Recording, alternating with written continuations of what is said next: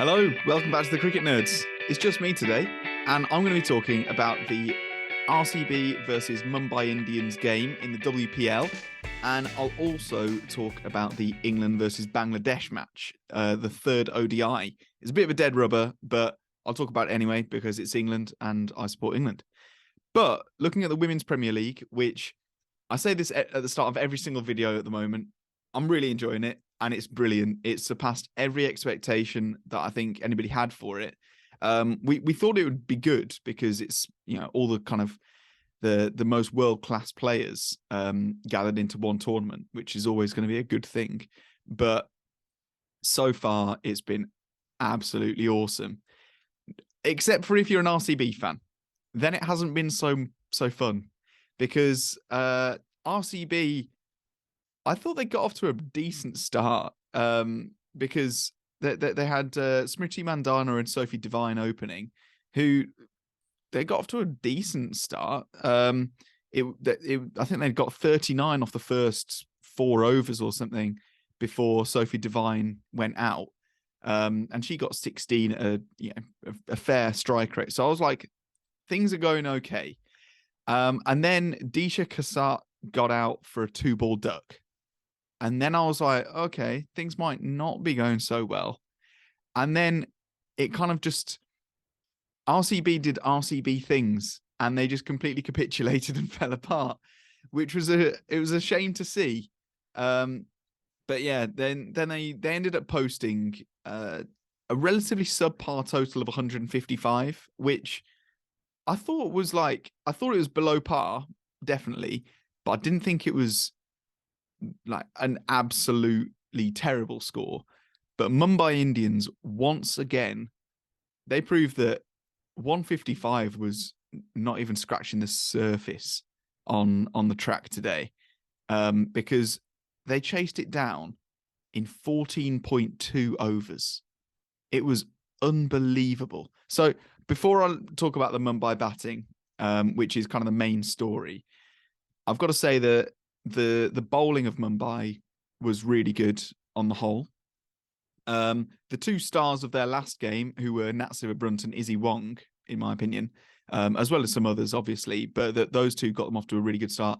Wasn't the same great start. Izzy Wong was a bit loose, didn't really deliver on a lot of her, on how tight she is with the lines. So it was a bit of a shame. She went at 9s and over, only bowled 2.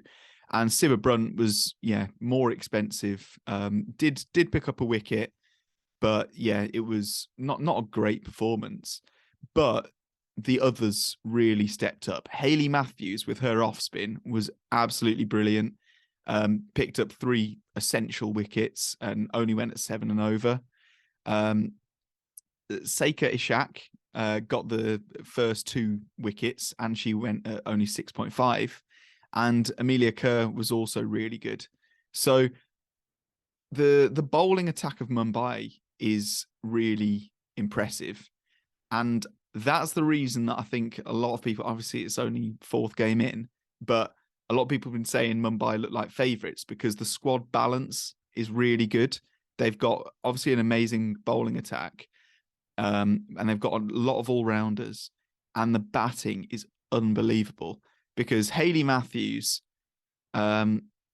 she's in the form of her life right now. She hit 77 not out off 38. That is unbelievable. And the ball striking is outstanding. This tournament, the ability to pick the gaps in the field has been really impressive. So there have been a lot of 4s scored. So, in women's cricket, you rarely see, tons of 6s, but there have been a fair few. And it means that because generally there aren't as many 6s, you get more 4s and more kind of risk-free play from the batters. And some of the stroke play today was outstanding. It's like cover drives just all along the carpet the whole way, giving the fielders no option, no hope really. So yeah, Hayley Matthews was outstanding. Yastika Bhatia, she got 23, which was okay before she was caught out LBW by Preeti Bose. And then Sciver-Brunt, again, equally incredible form. Probably these last few months have been like surely the best form of Nat Sciver-Brunt's life, and she got 55 off 29. So not much more to add. It was just an absolute thrashing, a very, very resounding victory for Mumbai, and yet another loss for RCB at quite a big margin. So not good things for net run rate, not what you want to start a tournament off with, especially the opening tournament of a new kind of competition. But there we go.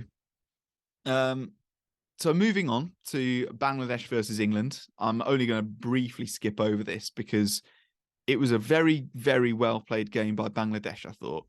To get 246 all out, but then to be able to restrict England to only 196, getting them all out. So things started off pretty well. Sam Curran bowled well at the open and got both the openers out. And then there was a run out from, I think it was Joss Butler was pretty good there, and Rahman Ahmed just whipped off the bails. So Shanto was out after getting a very well-made 50. But Mushfiqur Rahim got a very well-played 70. And Shakib Al-Hassan got a match-winning 75 off 71. He was on absolutely electric form. So, yeah, he's showing that just the class is permanent with him. He's getting on in years now. I think he's like 30, 35, 36, something like that. And he's still playing really well. So that's good to see, especially going into a World Cup where you want Bangladesh to be a good competitor because ODI is their best format. So yeah, England's bowling was okay, but not great. Sam Curran was relatively expensive, especially towards the end. Wokes bowled very tightly, and Jofra Archer bowled very well, especially at the death. Rahan Ahmed was obviously the main story for English people, because Will Jacks has had to go with a thigh injury, so he should be back for the IPL, hopefully. But yeah, he's obviously left the squad, and it gave a chance for Rahan Ahmed to come in, who he's obviously really young. He's only 18, and we're kind of seeing him as the potential succession plan for Adil Rashid as England's main leg spinner. Ahmed was not great. He was very inconsistent. A lot of down leg deliveries, a lot of kind of balls in the slot, full tosses, half trackers, things like that. Kind of things you expect from lack of experience. But he did get a wicket for the last ball of his spell. So yeah, the 60th ball he bowled, I think, he managed to take a wicket. So that's good to see. And then England's batting, not great. I thought we got off to a great start with Phil Salt.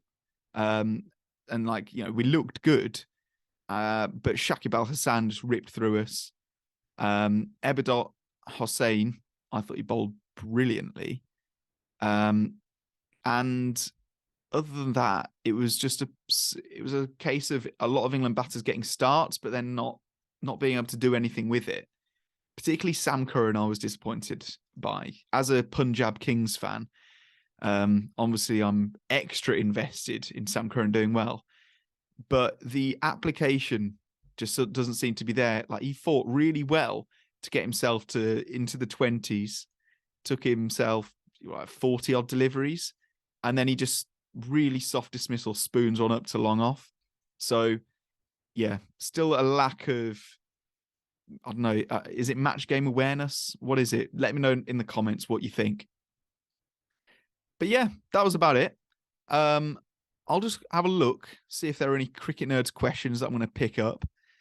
But if you want your Cricket Nerds question to be answered, please do leave it in the comments down below, because we really do like our Cricket Nerds questions. So this first one is from, I do not know how I'm going to say this, Akis Orbit, something like that. He said, CNQ, WPL or 100 or WBBL. So I'm assuming he's meaning like, what's the best women's competition? Well, the only one I've seen live is obviously the 100, because I live in England, and I really enjoyed that. It was kind of the the first way I properly got into women's cricket. So the 100 for me was the top dog, but I think now, obviously only 4 matches in, so can't say definitively, but at the moment it's looking like WPL it's just absolutely brilliant. They've done it exactly the right way. So I'd say at the moment it's the 100, but WPL very hot on its heels. Look who's watching. So asked, I saw the highlights on the WPL site after your comment, James, only see the reviewed wide ball by Uttar Pradesh Warriors. I'm not sure if it'll be a good idea in the long run. This is to review wides and no balls and stuff. Many times, batters may dance around the wicket, so no one can really predict them wisely from a computer, whether it's a wide or not. In Look Who's Watching's opinion, that is. So do you think international cricket should go for this option too? Maybe we can have something like umpire's call here. Oh, I think umpire's call on a wide is a bit too messy. I don't understand how that would work. I don't know how it's going to work, to be honest, because you're right. It does get more complicated as soon as the batter moves around. Because obviously the wide lines are measured out. It's like 1.5 meters or 1 meter. And then anything down leg is obviously wide.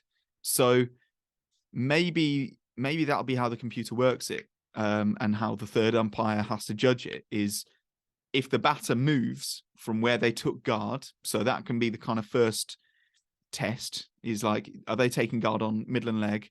Where's the wide line in comparison to that? Then if they shuffle over, 1 meter, then the wide line is pushed out by 1 meter. That would be my suggestion, but I'm not sure.